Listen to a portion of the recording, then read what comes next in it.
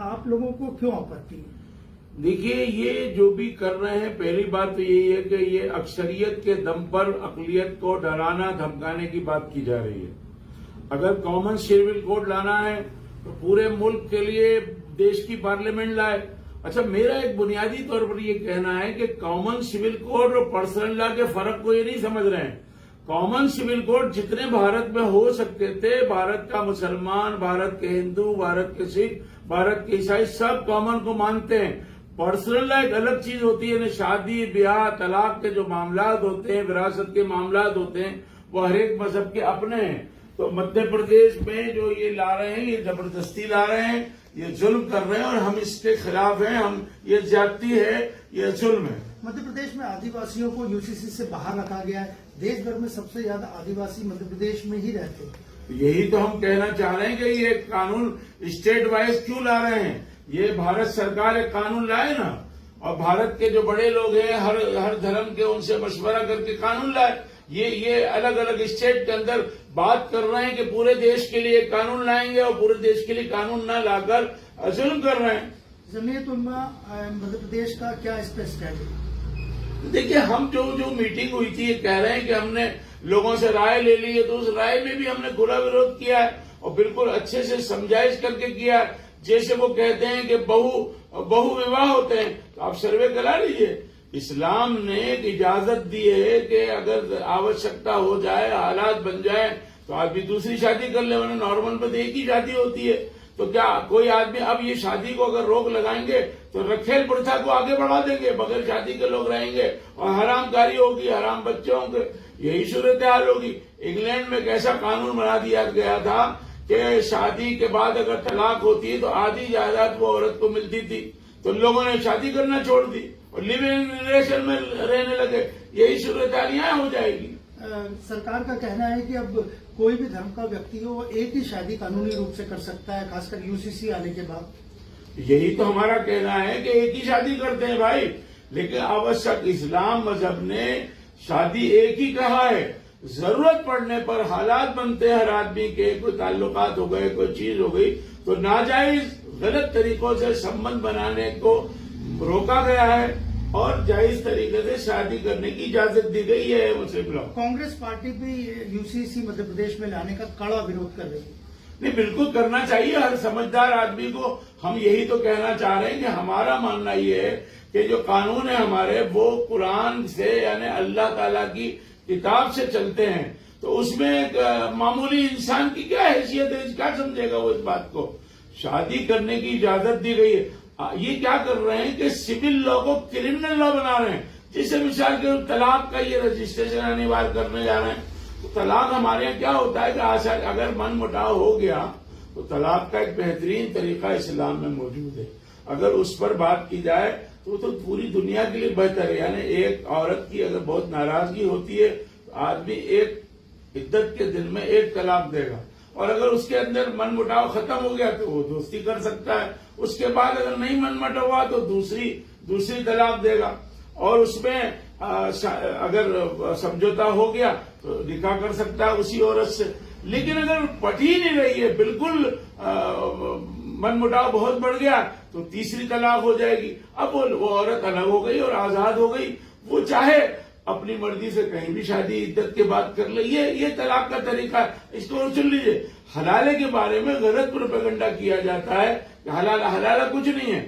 अगर एक औरत की तलाक हो गई और उसने दूसरा निकाह कर लिया किसी जगह पर, और मान लीजिए उस दूसरे व्यक्ति से भी संबंध अच्छे नहीं रहे और उससे भी तलाक हो गई, और जब तो उसकी शादी हो गई और उसके मन में ये आया कि नहीं वो जो पहला मेरा पति था वो अच्छा है और वो अब उससे निकाह करना चाहती है, तो ये हलाला है।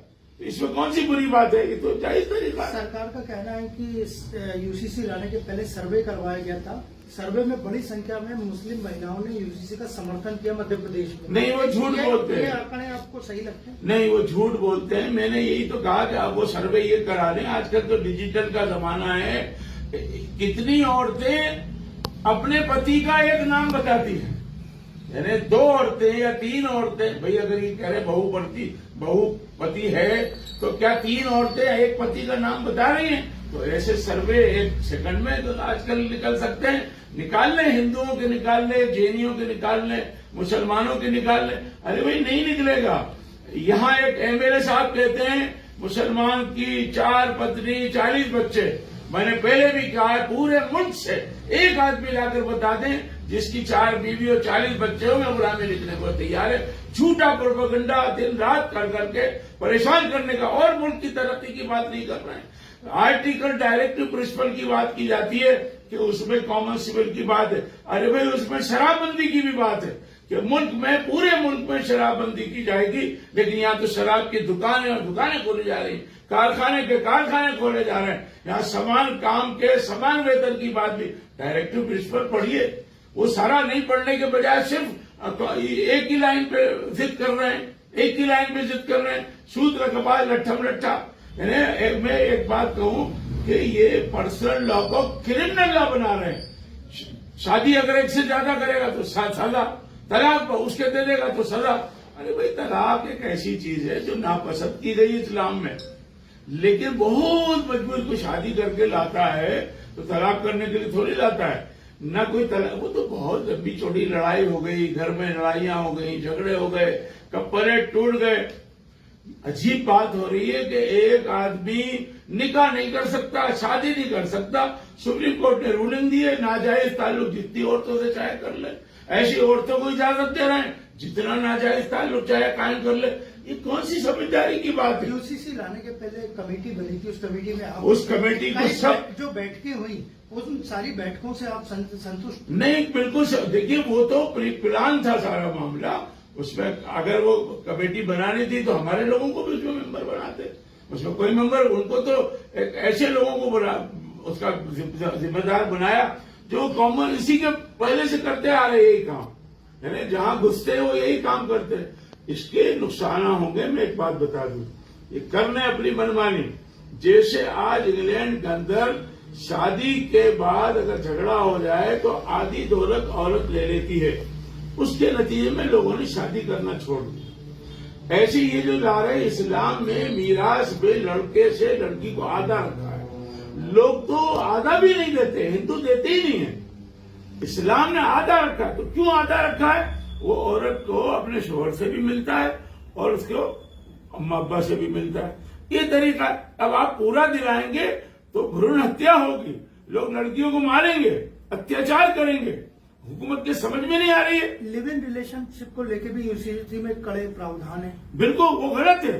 शादी ही देखिए, इस्लाम जो है बगैर निकाह के किसी भी संबंध को जायज नहीं करार देता। ये दुनिया के जो कानून है ये कह रहे हैं कि अगर रजामंदी के साथ कोई मर्द और औरत ताल्लुक कायम करते हैं तो मौजूदा कानून में वो अपराध नहीं है। लेकिन इस्लाम में रजामंदी के साथ भी ताल्लुक कायम करना बगैर शादी के अपराध है और उसकी सजा सजाए मौत है। ये बात समझ नहीं रहे। इस बात को गलत करके हर हराम काम को जायज करार देने की बात कर रहे हैं। मध्य प्रदेश में खासकर जो मुस्लिम तबका है, वो जमीयत उलमा मध्य प्रदेश को क्या सूचना मिली है यूसीसी आने से? कुछ उनको भयभीत हैं या संकेत हैं? नहीं, देखिए जो प्रोपेगेंडा किया जा रहा है वो है ही नहीं। भयभीत का क्या मतलब, जब दूसरी शादी कर ही नहीं रहा है कोई। ये इजाजत थी, दोनों बातों को समझिए। इजाजत को ये गलत ले जा रहे हैं, तलाक के रजिस्ट्रेशन को, शादी को। ये तो हिंदू भाई भी परेशानी में मुब्तला होंगे। भारत के हिंदू भाई कोई मांग भर के शादी कर लेता है, कोई पीपल के पेड़ पे शादी कर लेता है, कोई माला डाल के शादी कर लेता है। ये कह रहे हैं कि नहीं अब सारी शादी तब होगी वैलिड जब वो रजिस्ट्रार क्या होगा।